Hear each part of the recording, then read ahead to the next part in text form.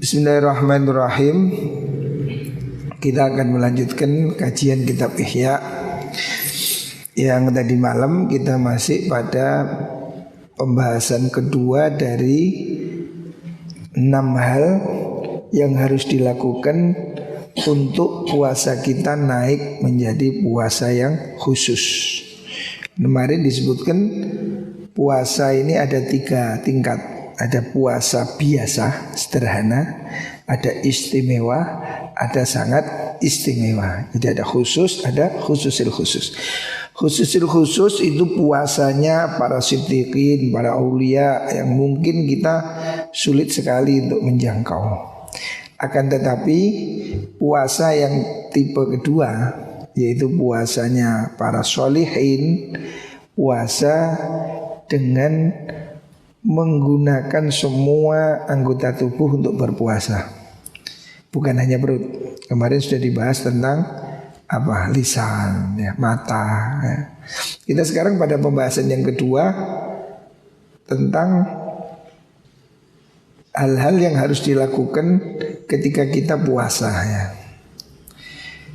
Kemarin sampai pada keterangan warwa Laits an Mujahid itu nggih. Bismillahirrahmanirrahim. Warwa Laits an Mujahid khoslatani yufsidus siyam. Diriwayatkan oleh Imam Laits dari Imam Mujahid, ya. Imam Mujahid Ibnu Abi Salim Abu Bakar Al-Qursi. Diriwayatkan dari Imam Mujahid bahwasanya annahu qala khoslatani tufsidani as-shaum. Ada 2 hal yang bisa membatalkan puasa. Maksudnya membatalkan pahalanya puasa. Kalau puasa dari segi fikih, ya asal nggak makan, nggak minum, sudah niat dan seterusnya sudah sah. Akan tetapi menurut pandangan sufi, ya, pandangan para ulama akhirat, bahwa ada 2 hal yang bisa membatalkan puasa. Artinya pahalanya puasa, ya. Apa itu? Khoslatani, ada 2 hal yang membatalkan puasa, yaitu al-ghibah. Yang pertama menggunjing, ya, ngerasani. Wal kizbu, dan bohong, ya. 2 hal ini bisa membatalkan pahala puasa.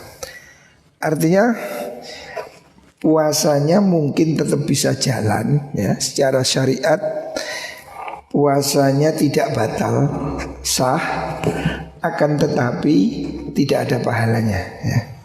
Seperti yang dikatakan oleh Rasulullah sallallahu alaihi wasallam, kam min shaimin laisa lahu min siyamihi illal abs wal ju'.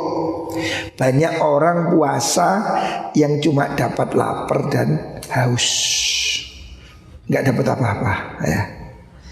Makanya di sini diberi tekanan 2 hal ini jangan dilakukan, ya. Kalau kamu berpuasa, jangan menggunjing, jangan berbohong.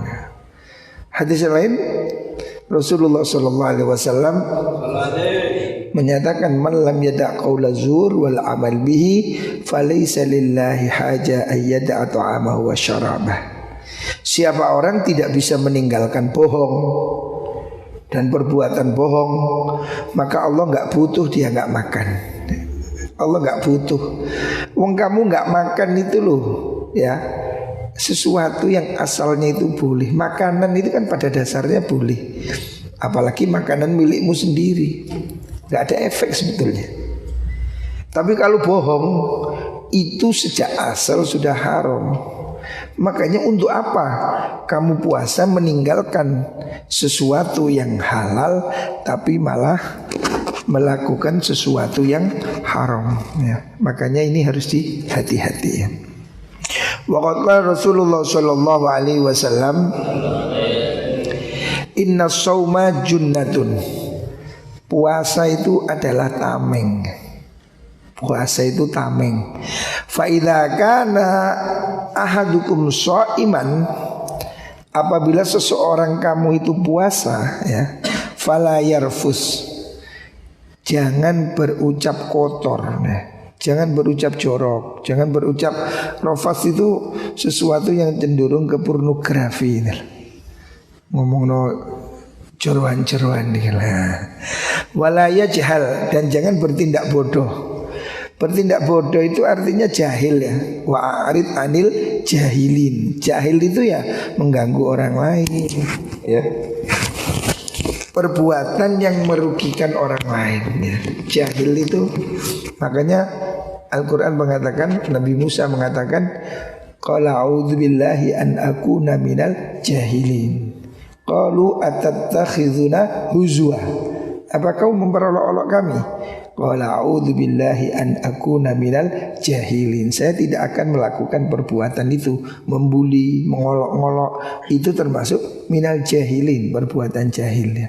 Maka walaya jahal. Kalau kamu berpuasa, jangan berbuat bodoh. Maksudnya berbuat bodoh itu berbuat yang mengganggu orang lain ya. Itu bodoh.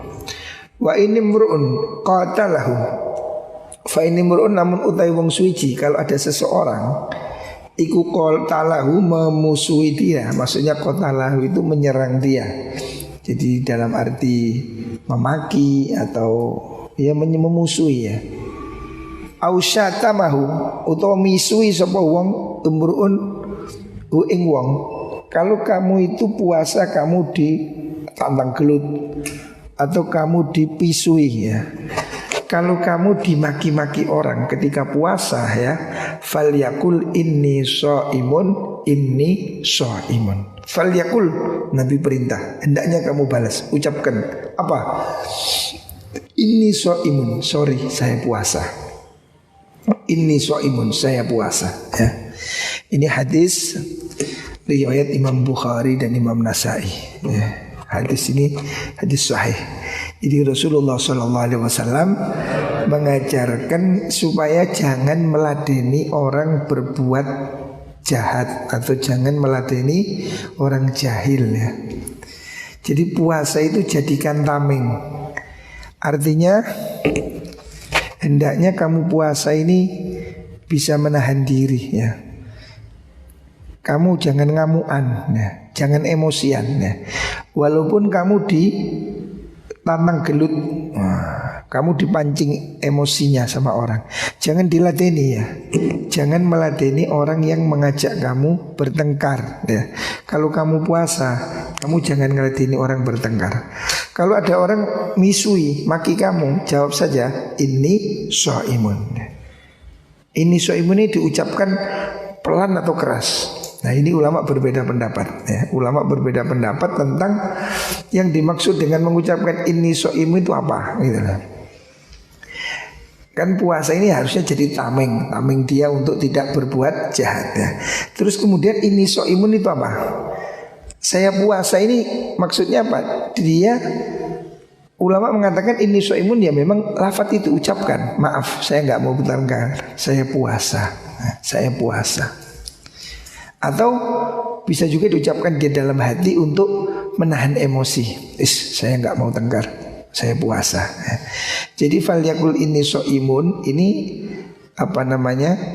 Bisa dilakukan dengan diucapkan pada orang yang mengajak tengkar ya, supaya dia tidak mengajak tengkar, atau kita ucapkan pada diri kita sendiri ya. Jadi jangan meladeni pertengkaran kalau kita puasa ya. Jadi jangan diladeni ya. Falyakul inni shaimun ini ada dua takwil ya. Ulama ada yang mengatakan termasuk Imam Rafi'i yang dimaksudkan ini shaimun itu di dalam hati. Jadi ini ngerem ini shaimun. Artinya sudah. Nah, tetapi ada yang mengatakan itu memang diucapkan keras saja. Enggak, aku gak mau tengkar. Ini shaimun. Sorry, saya puasa. Ya. Jadi ada dua pendapat dan Imam Nawawi dalam kitab Adhkar memilih pendapat ini ya. Tapi dua pendapat ini baik. Jadi kata-kata ini shaimun ini bisa diucapkan keras supaya orang yang ngajak tengkar ini nggak jadi, atau kita ucapkan di dalam hati untuk mensugesti supaya kita ini jangan bertengkar. Ini shaimun ya. Ada yang mengatakan, Imam Royani mengatakan ini so'imun ini ditafsir. Karena Nabi mengatakan kalau kamu diajak bertengkar katakan ini so'imun. Kalau menurut Imam Royani ini so'imun ini lihat kasusnya. Kalau puasa Ramadan, puasa wajib, ucapkan dengan lisan supaya orang tahu saya nggak mau tengkar, saya puasa. Tapi kalau puasa sunnah, umpamanya puasa Senin Kemis, puasa Ayyamul Bid, itu tidak perlu diucapkan ini so'imun. Karena apa? Ini ibadah sunnah, ini kan menjadi satu rahasia kita. Maka cukup di dalam hati. Jadi kalau kita mau emosi, tahan ini so'imun ya, saya puasa. Jadi kalau puasanya fardu diucapkan dengan terang-terangan itu bagus. Jadi ini ajaran yang dilakukan oleh Rasulullah Sallallahu Alaihi Wasallam. Wajah fil khabar, ada juga sebuah hadis ya, sebuah riwayat. Inna mura'ataini somata, ada dua perempuan ini berpuasa ya. Ini hadis walaupun ini dhaif ya, tapi ada riwayat ya. Tapi Imam Ghazali ini sudah melampaui pemikiran orang biasa ya, karena beliau sudah mempunyai ilmu yang tingkatan ma'rifat. Mungkin ahli hadis lahir menganggap dhaif, tapi Imam Ghazali punya sudut pandang ruhani yang dia secara maknawinya sahih ya. Ini satu riwayat, inna mra'ataini shamata ala ahdi Rasulillah sallallahu alaihi wasallam. Ada riwayat ketika zaman Nabi ada dua wanita ini puasa. Ada dua perempuan puasa. Tidak disebutkan namanya siapa. Pokoknya ada riwayat ada dua orang ini puasa ya. Ada dua orang puasa. Fa'ajhadahuma, puasa itu memayahkan dia. Artinya dia kesusah payah melakukan puasa itu, kelaparan dia. Jadi ada dua wanita ini puasa nggak tahan, sudah capek ya, capek mau mokel ya. Fa'ajhadahuma ai at'abahuma, maksudnya dia kepayahan. Puasa ini membuat dia posisi ngedrop ya, capek atau haus. Atba'ahumal ju' wal atas, dia menjadi kepayahan, kelaparan dan kehausan. Karena kan ini di negara Arab panas ya. Ada dua perempuan puasa kelaparan ya. Terus itu belum maghrib, min akhirin nahar, masih sore ya, masih siang menjelang sore. Ada dua wanita puasa nggak kuat. Hatta kadada an tatlafa, sehingga duanya ini sampai mau KO. Maksudnya tatlafa itu tahlika, dia itu mau jatuh, mau apa fatal, mau ngeblak, bahasa Jawa nih. Ada dua wanita puasa yang kehausan, kelaparan sampai dia itu mau ngeblak, mau jatuh. Fa ba'atsana ila Rasulillah sallallahu alaihi wasallam. Maka kemudian keduanya ini mengutus utusan kepada Nabi Muhammad SAW fil iftori, untuk izin mau mokel ya. Dua perempuan ini udah gak tahan kehausan, mereka ini izin mau mokel, ngutus orang ngajak Nabi, kami tidak tahan, sore ini saya sudah lesu, sudah lapar, haus, saya mau mokel ya. Apa yang terjadi? Fa arsala ilaihima qadhan. Rasulullah mendengar pengaduan itu, Rasulullah memberi pada keduanya itu wadah, ember ya. Jadi ada utusannya datang pada Nabi, izin Nabi, dua perempuan di rumah itu mau mokel, mau buka, gak tahan. Nabi kasih dia ember, kasih ember, tahu ember, wadah baskom. Wa qala sallallahu alaihi wasallam, terus Nabi berkata, qul lahuma, katakan pada keduanya ya, wanita yang di rumah itu, yang mau mokel itu, kasih tahu, qul lahuma, katakan, qayya'afi, hendaknya dua orang itu supaya memuntahkan isi perutnya di sini, Jadi sama Nabi dikasih ember, utusannya ini dia bilang, wanita itu yang mau mokel itu ini ember, bawa pulang. Nanti kalau sudah di rumah, dua-duanya suruh muntahkan isi perutnya ke sini. Wah, ini kan ajaib. Ada orang mau mokel ya, kehausan, kelaparan, oleh Kanjeng Nabi malah dikirimi ember, gak dikirimi kolak, gak dikirimi bote, dikirimi ember kosong suruh muntah. Oh ini loh, ini kalau bukan Nabi tidak tahu ini sudah tingkatan wahyu ya. Makanya hadisnya Imam Ghazali ini sudah di atas teori biasa. Karena Imam Ghazali ini sudah sambung pada Rasulullah SAW. Kemudian wanita itu dikirimi ember, disuruh muntah ya. Ya apa ini? Faqa'at ma'akal tumah ayya fihi ma'akal tumah.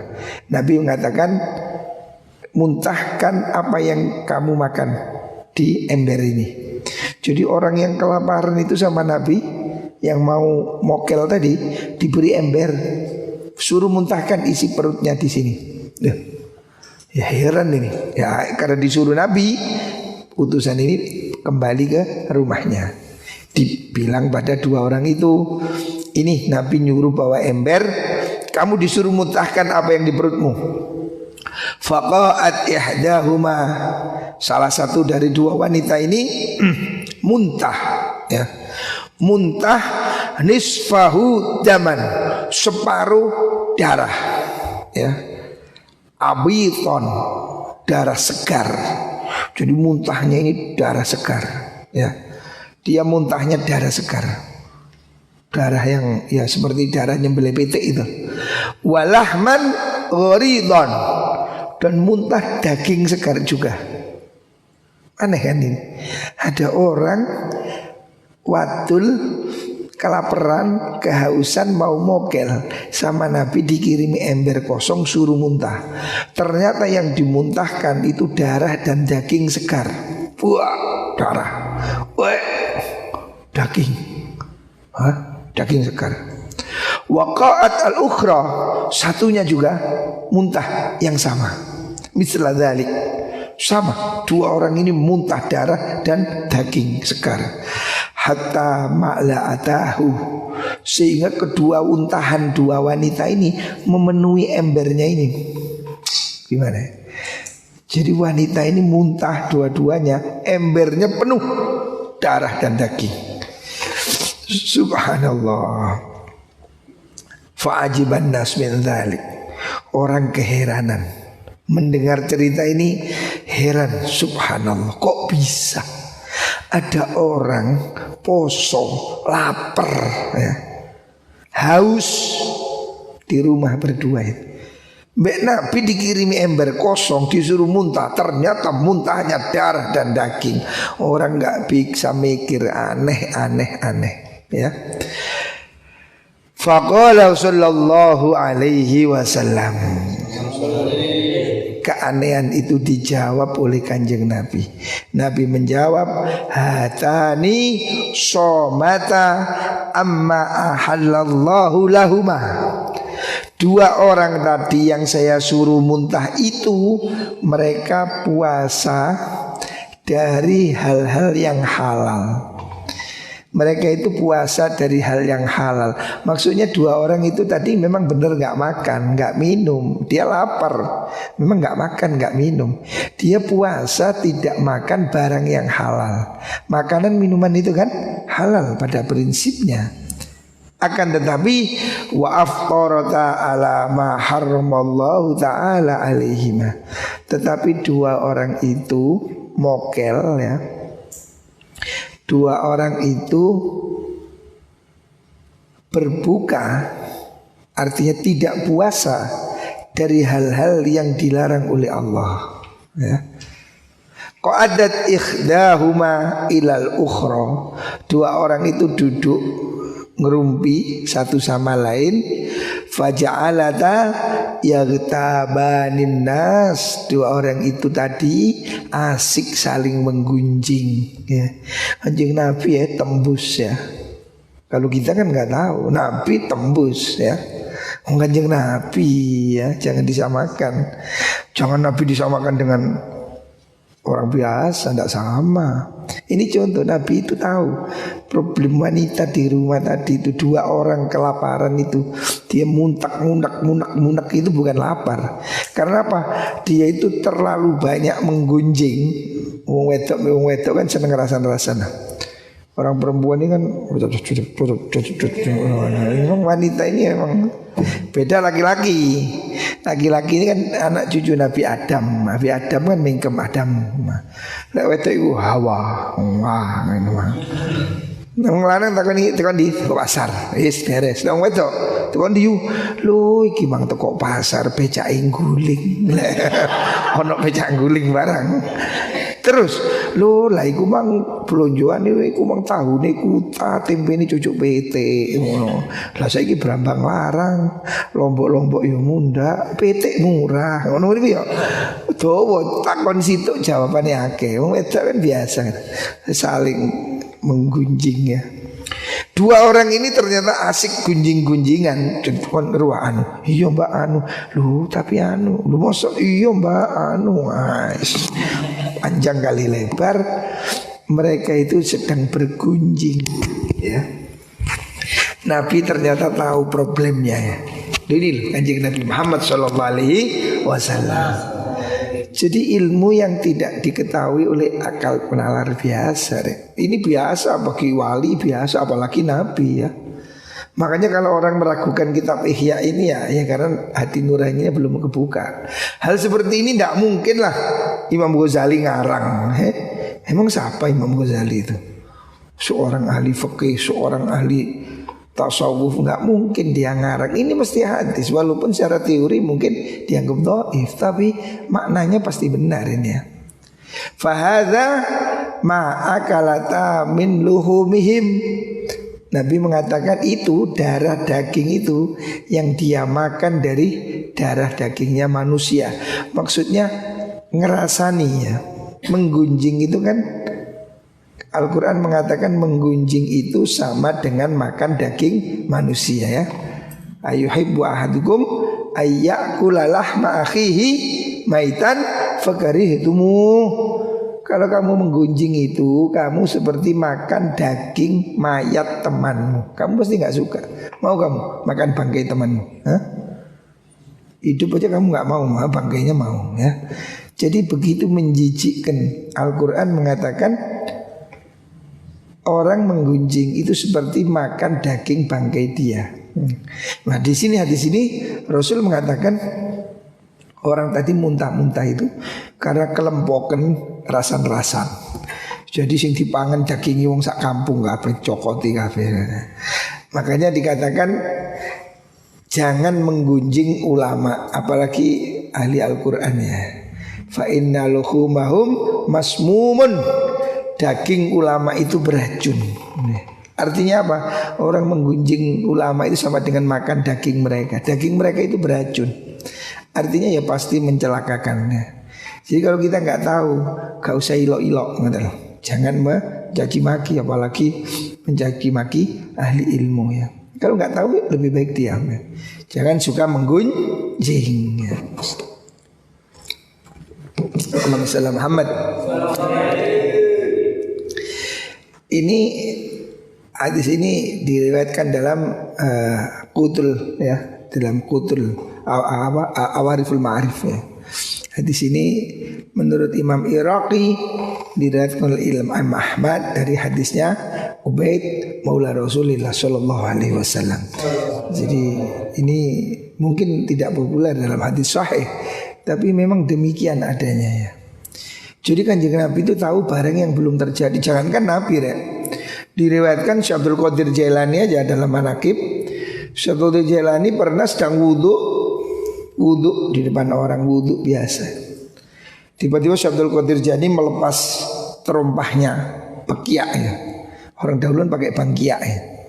Tiba-tiba tengah wudhu Syabdul Qadir Jailani noleh ngambil terompah, diantam ke langit sambil teriak. Pas tuh antam. Orang tidak tahu, terbang begitu aja. Tidak ada yang ngerti kenapa Syabdul Qadir tiba-tiba menghantam terompahnya ke langit. 1 bulan kemudian baru tahu ada apa. Ada rombongan datang ke Syabdul Qadir. Ternyata mereka itu bercerita sebulan yang lalu mereka ada di hutan, dirampok, dibegal. Orang-orang yang dibegal ini orang-orang santri soleh, berdoa menangis pada Allah. Ya Allah, bantulah kami dengan berkahnya Syekh Abdul Qadir Jailani. Syekh Abdul Qadir Jailani dari jarak 1000 km dengar.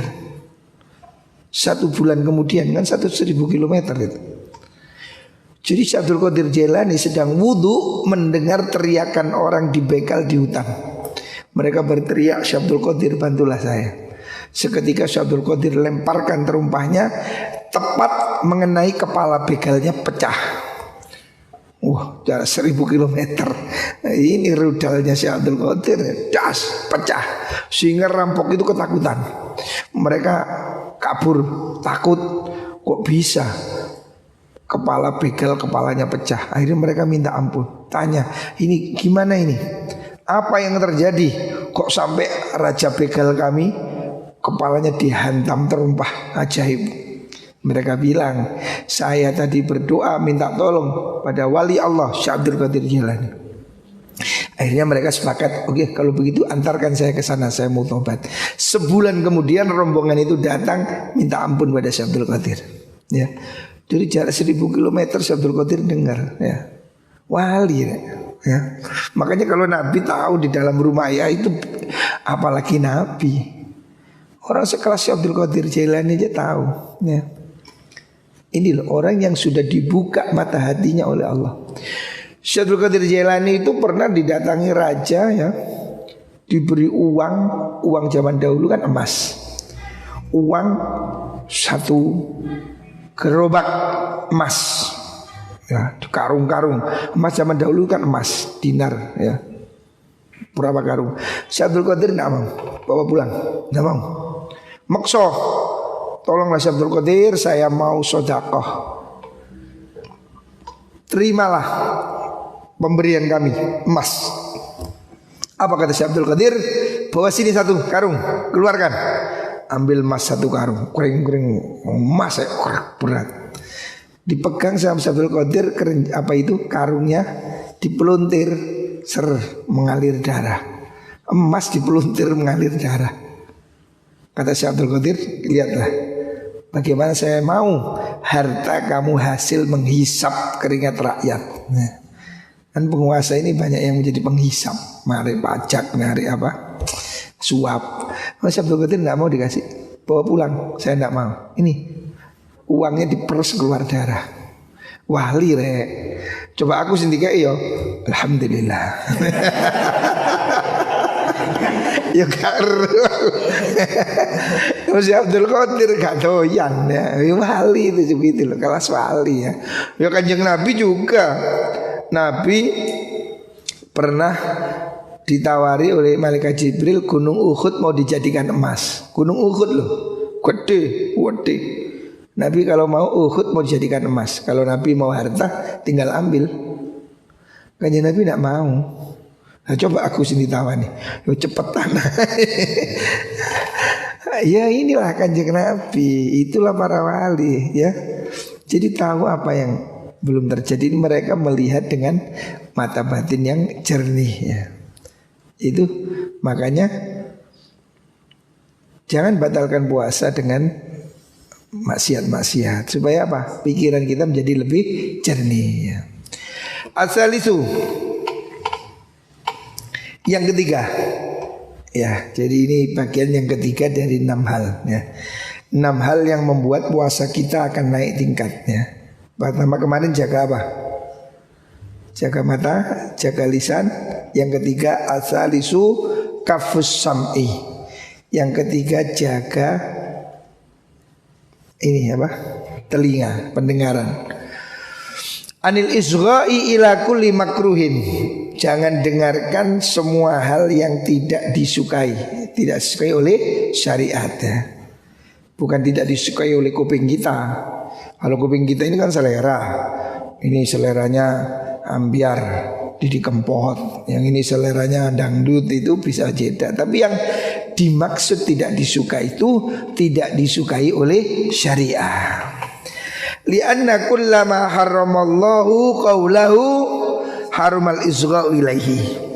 Karena semua hal yang diharamkan, semua hal yang diharamkan untuk diucapkan itu haram untuk didengarkan ya.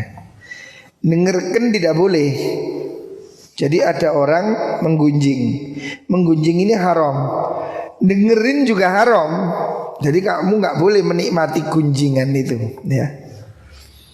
Jadi mendengarkan sesuatu yang tidak boleh diucapkan itu sama aja haram ya. Walidzalika, karena demikian, karena memang ada larangan untuk mendengarkan gunjingan. Walidzalika sawallahu ta'ala baina sam'i wa aklis suhti. Allah dalam Al-Quran menggandengkan ya, menyamakan antara dosanya mendengarkan maksiat dengan makan barang haram, sama aja ya. Allah menggabungkan ya. Dalam Al-Quran surat Maidah ayat 42, samma'una lil kadhibi akaluna lis-suht ya. Allah mensifati mereka kaum munafik itu samma'una lil kadhibi, suka mendengarkan dusta, akaluna lis-suhti, suka makan barang haram. Jadi oleh Allah disejajarkan antara mendengarkan berita bohong dan makan barang haram. Artinya mendengarkan juga nggak boleh ya. Mendengarkan gosip itu yang di TV disebut acara apa? Silet apa gitu lah. Apa itu? Sing setajam silit.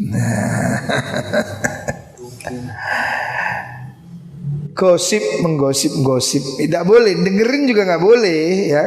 Ngomongin nggak boleh, dengerin nggak boleh, tidak boleh.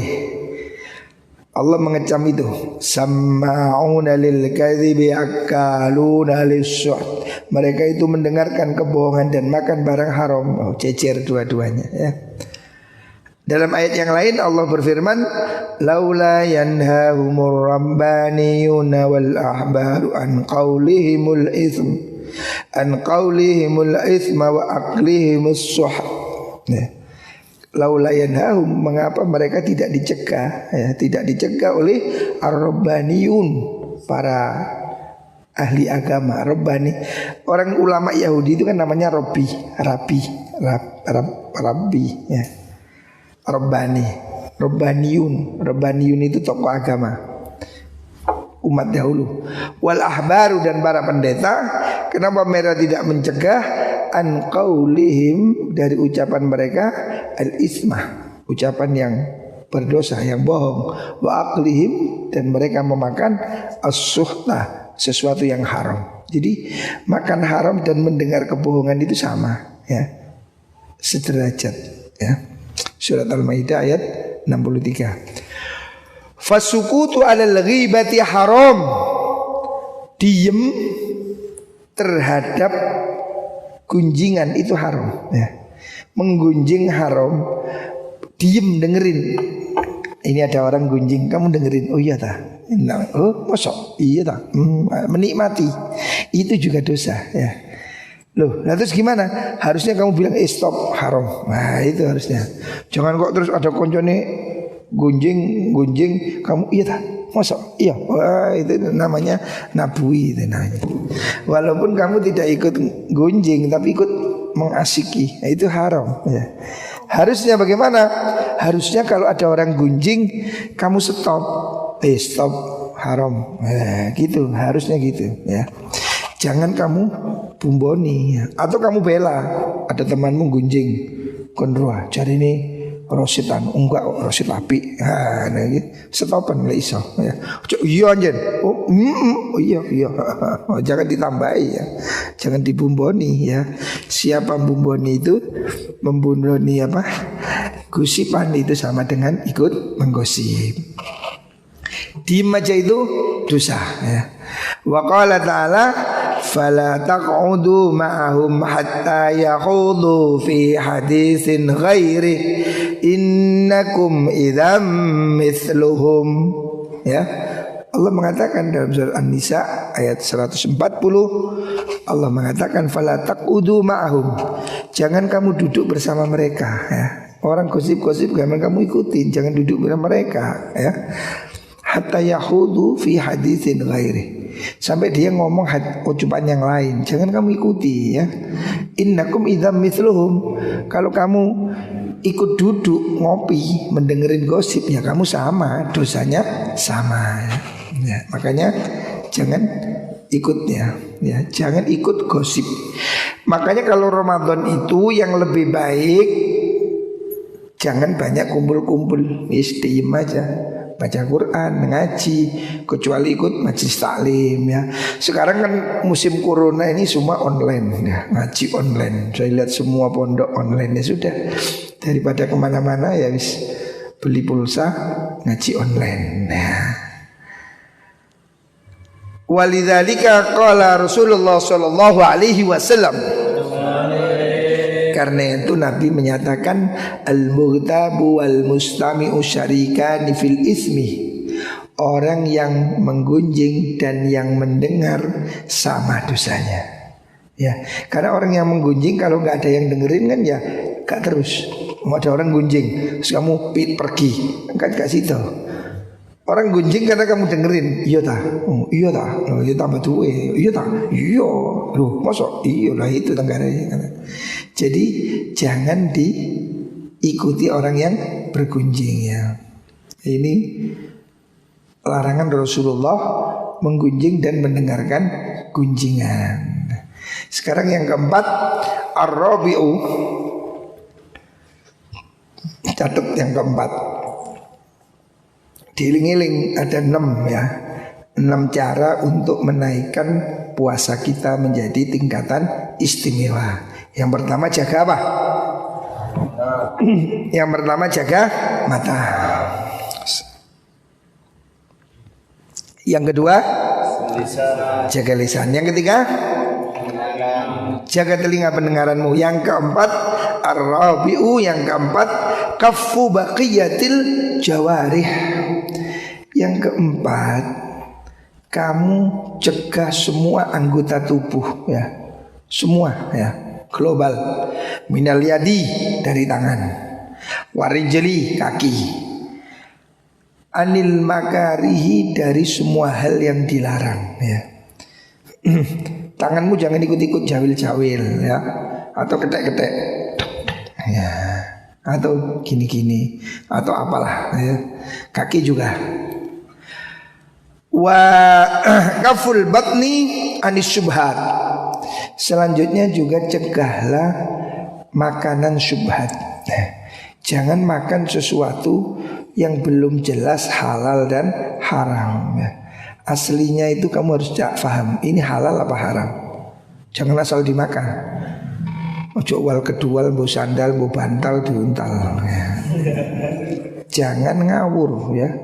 Puasa makanannya harus halal. Waqtal iftari, pada waktu berbuka. Fala makna lisaum, tidak arti puasa. Wa huwa al-kafu anit ta'am wal halal, yaitu tidak makan makanan halal. Tsumal iftar alal haram, untuk apa tidak makan makanan yang halal kemudian bukanya buka yang haram ya. Ini tragis. Famithalu hadza shaim, orang puasa yang seperti ini umpamaannya mithalu mayyabni qasran, seperti orang membangun kamar, membangun rumah, wa yahdimu misran, dan menghancurkan negara, menghancurkan kota, hanya bangun rumah. Artinya yang dihancurkan ini lebih banyak daripada yang dibangun gitu. Seperti orang bangun rumah tapi menghancurkan kota. Padahal satu kota kan ada ribuan rumah. Untuk apa bangun satu rumah menghancurkan kota? Artinya dia itu tidak ada artinya gitu. Fa inna ta'amal halal, sesungguhnya makanan halal, innama yadurru bi kathratihi. Makanan halal itu bahaya kalau banyak. Makan sate kebanyakan, darah tinggi, ya kan? Makan durian kakean, kolesterol. Sesuatu yang halal kalau kebanyakan itu bahaya gitu loh. Udang banyak asam urat. Nah, sesuatu yang halal itu kalau banyak membahayakan.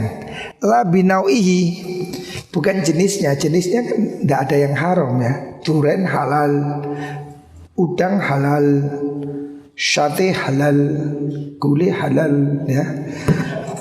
Jenis makanan itu halal, tapi kalau banyak berbahaya. Fasaumu litaklilihi, puasa ini tujuannya mengurangi makanan halal itu ya.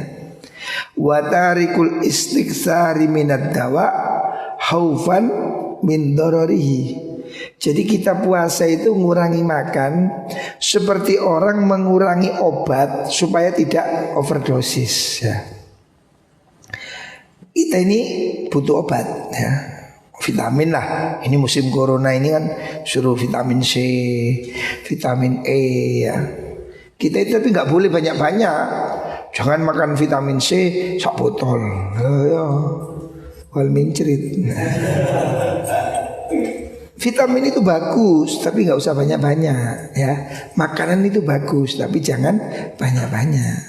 Makanya disuruh puasa. Watar mundibo fa inna ta'amal halal innama yadur bi kathrati la binawi fa shaumu litaklilihi. Puasa itu untuk mengurangi makanan. Watarikul istiksar minad dawa khaufan min dararihi idza adala ila tanawuli summi kana safihan. Kalau ada orang, ini ibarat Imam Ghazali cerdas. Kalau ada orang tidak makan obat, maksudnya mengurangi obat. Contoh, kamu mengurangi dosis vitamin C. Ya, memang corona ini perlu vitamin. Oke, kita minum 10 mili, 20 mili umpamanya. Kalau ada orang mengurangi minum obat, dia sadar obat itu kalau banyak gak bagus. Tetapi malah minum racun. Tidak minum obat tapi malah minum racun. Ini orang gendeng apa goblok? Ini kan tolol. Wong obat aja dikurangi supaya sembuh kok malah minum racun ya. Ini betul-betul orang yang idiot ya. Kalau ada orang ya tidak berani makan overdosis. Ada orang tidak berani makan obat overdosis karena takut berbahaya. Itu benar. Lah kok malah ditambahi minum racun. Nah ini goblok ya kan? Sama dengan orang puasa. Orang puasa ini ngurangi makan supaya sehat. Lah kok malah makan barang haram. Ya ini sama dengan orang ngurangi obat tapi menambah racun. Nah piye? Gak minum vitamin C malah ngombe apa itu potas. Ya tewas. Ya apa gunanya kamu mengurangi obat malah minum racun? Kamu ngurang makan tapi kamu makan haram. Fal haramu summun. Makanan haram itu racun. Muhlikun lidin, menghancurkan agama. Orang kalau makanannya haram, agamanya hancur ya. Sulit diajak berbuat baik. Sembayang abot, ngaji abot, wiritan abot. Makanan haram itu membuat otak haram, sulit diajak kebaikan. Wal halalu dawaun. Makanan halal itu obat. Makanan halal itu obat ya. Diriwayatkan Imam Syafi'i pernah suatu saat diundang, Imam Syafi'i pernah diundang makan di rumahnya Imam Ahmad. Imam Ahmad ini muridnya Imam Syafi'i. Imam Ahmad ini orang top muridnya Imam Syafi'i. Orang dahulu itu top, muridnya top. Imam Syafi'i muridnya Imam Malik. Imam Malik top, punya murid top namanya Imam Syafi'i. Imam Syafi'i punya murid top ya, muridnya tidak kalah hebat, namanya Imam Ahmad ya. Imam Ahmad ini muridnya Imam Syafi'i. Suatu saat Imam Syafi'i diundang datang ke rumahnya Imam Ahmad ya. Terus Imam Syafi'i nginep di situ. Anaknya Imam Ahmad ya, anaknya kiai ini, anak kiai zaman biyen mek zaman saiki beda ning ini. Anaknya Imam Ahmad mendengar Imam Syafi'i nginep di rumahnya, dia itu penasaran. Siapa sih Imam Syafi'i? Karena Imam Ahmad itu selalu memuji Imam Syafi'i, bahwa Imam Syafi'i itu adalah matahari bagi dunia. Jadi manfaatnya Imam Syafi'i bagi kehidupan itu seperti manfaatnya matahari bagi dunia. Imam Ahmad ini sangat mengagumi Imam Syafi'i. Sehingga ketika Imam Syafi'i nginep di rumah Imam Ahmad, anaknya, putrinya ini penasaran siapa sih Imam Syafi'i. Maka malam hari itu ditunggui Imam Syafi'i tahajud apa enggak gitu. Diinteni bengi mari sampai subuh, kok kadang jeding. Nah, curiga deh, cari kiai kok kata tahajud ya apa ini? Jangan ini kiai KW 3 mulai suudon.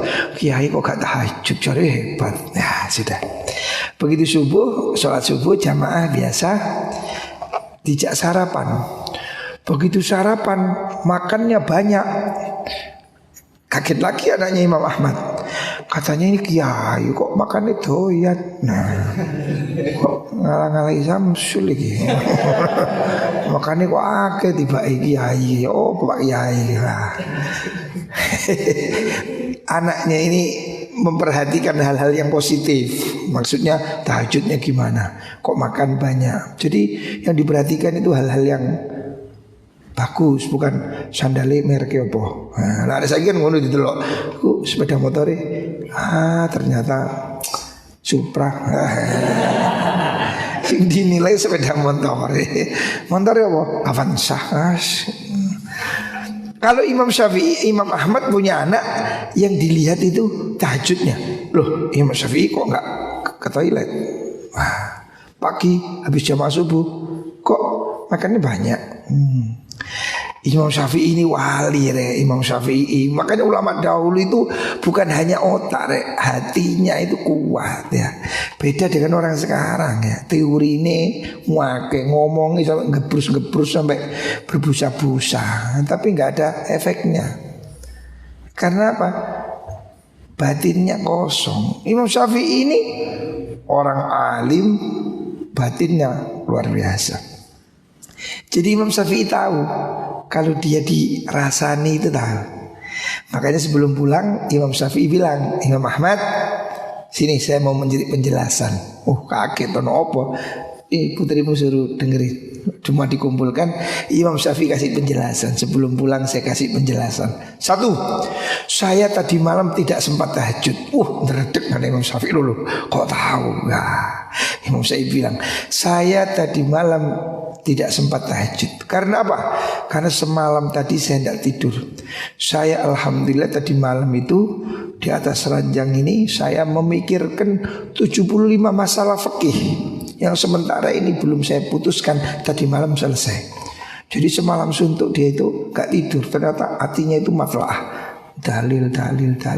Padahal orang matlaah 1 jam itu sama dengan sholat 1000 rakaat. Jadi kamu jangan sombong tahajud 1 rakaat. Imam Syafi'i ini semalam gak tahajud, tapi menyelesaikan 75 masalah, sama dengan sholat 75.000 kali. Gak tertandingi ini. Ternyata Imam Syafi'i memang sengaja gak tahajud. Karena apa? Malam itu dia sedang menghabiskan pikirannya untuk membahas masalah-masalah yang pelik. Lah, majelis ilmu ini lebih utama dari ibadah. Ya, majelis ilmunya Imam Syafi'i loh ya. Imam Syafi'i tutup majelis apa itu bakul jamu. Yang kedua kata Imam Syafi'i, saya tadi sengaja makan banyak di sini. Karena apa? Karena ada riwayat makanan orang soleh itu obat. Maka saya sengaja makan agak banyak. Saya niat untuk makan obat karena saya ini kurang enak badan. Jadi makan tadi corong jamu ini tak pangan kabeh. Flu, bodrek, antangin, lalu tak ambil kabeh ya. Jadi niat makan obat. Nah, Imam Syafi'i makanya jangan punya suudzon pada ulama. Kita ini tidak ada sak kuku ireng ya. Belajar cara terjemahannya sing merintih haram bid'ah. Wah, ada orang baru pulang dari Saudi pengajian jenggot itu bagaimana? Wah, ini haram, mana dalilnya haram? Ditanyai sama jamaahnya, Ustaz, bagaimana hukumnya pengajian pakai mikrofon? Langsung otak kadung otak haram, haram, bid'ah. Rasulullah Shallallahu Alaihi Wasallam tidak pernah pidato pakai mikrofon. Wah, itu bid'ah. Ya. Padahal dia nggak mic. Loh lah yang Ustaz pakai itu, yang mana? Yang ini? Oh, yang ini halal. Betul. Haram disi karo apa itu kalau mic. Lah yang Ustaz pakai itu, oh yang ini, oh yang ini halal. Lah ini. Saya diceritai dulu Raja Faisal Saudi Arabia. Orang Wahabi ini memang orang kolot ya. Mereka itu maunya dalal dalil. Zaman berkembang jaluk dalil podo ya repot. Ini orang yang fikihnya nggak berkembang. Akhirnya mereka dulu tahun 73 saya diceritai, ini teman saya orang Mesir. Tahun 70-an itu Raja Saudi itu namanya Raja Faisal, raja yang adil, yang alim. Raja yang terbaik di Saudi itu Raja Faisal. Raja Faisal ini mendengarkan ulama Saudi Wahabi waktu itu kolot sekali. Dia bilang TV itu haram, TV itu bid'ah, haram, sudah haram ya. Akhirnya suatu saat diundang oleh Raja Faisal ke istana di Riyadh. Diundang para ulama, bagaimana hukumnya televisi? Ini kan baru ada TV, belum ada internet. Zaman itu TV baru muncul. Bagaimana hukumnya televisi? Wah, orang Wahabi ini langsung itu tidak ada dalilnya dalam Al-Quran dan Al-Hadis. Itu adalah bid'ah. Kullu bid'atin dolalah, wa kullu dolalatin finnar. Haram. TV itu bid'ah, maksiat, setan, iblis, haram. Yes. Raja Faisal orang yang berpendidikan, dia bilang baik ya, al-ra'si wal ain. Oke, saya patuh ya. Orang Arab bilang al-ra'si wal ain. Ya sudah, saya junjung tinggi maksudnya. Saya patuh pada ulama. Kalau TV haram, ya sudah, gak apa-apa. Ya, mari kita makan. Ya sudah, makan. Raja Faisal keluar, mobil-mobil suruh pergi semua, diganti unta. Habis makan, ayo kita pulang, diantar. Mana mobil saya? Masya Allah itu bid'ah, saya kasih yang sunnah, ini unta ini. Bingung, loh, bagaimana ini ke Jeddah naik unta?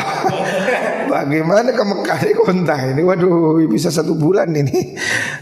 Kenapa? Mana mobil? Ya ini kan bid'ah ini ya. Saya ganti yang mobil sunnah, itu naik unta saja. Akhirnya mereka waduh tidak, ini tidak bid'ah. Mobil ini baik, mobil ini bagus. TV, ya sudah TV juga baik. Akhirnya TV boleh akhirnya ya. Gara-gara mobilnya diganti unta. Ya ini kan orang yang enggak fikihnya enggak nalar gitu loh. Oh, titik-titik haram, bid'ah ya. Ya kalau semuanya bid'ah ya enggak ada yang enggak bid'ah. TV ya bid'ah, handphone ya bid'ah. Ya mana yang enggak bid'ah ya. Makanya jangan mudah-mudah bid'ah. Ada dalil yang lain. Man sanna sunnatan hasanatan falahu ajruha wa ajru man amila biha. Dalilnya jangan cuma satu. Ada lagi hadis satunya, siapa kasih contoh baik dapat pahala. Dakwah pakai YouTube sekarang, itu kan baik. Rasulullah tidak pernah pakai YouTube. Di mana? YouTube channel mana? Ini contoh barang baik ya. Tidak semuanya perlu dalil. Ya repot sampean, kate mangan gule pun didalili Rasul mangan gule. Ya gak ono. Mangan sego, ya gak ono. Gak semua harus pakai dalil ya. Rumah sakit itu juga ono dalil, cuman Nabi gak ono kok rumah sakit. Nek loro ya kono. Longsor gak iso gedang ngono. Rumah sakit bid'ah itu. Perguruan tinggi juga bid'ah. Zaman Nabi mana? Hanya Nabi kuliah di mana? Sayyidina Ali insinyur enggak. Bid'ah juga haram gitu. Rumah sakit haram, penjara haram, haram kabeh. Ya mangan untoi sih ya. Makanya ya ini harus ada nalar yang sehat. Muga-muga diparing ilmu sing manfaat.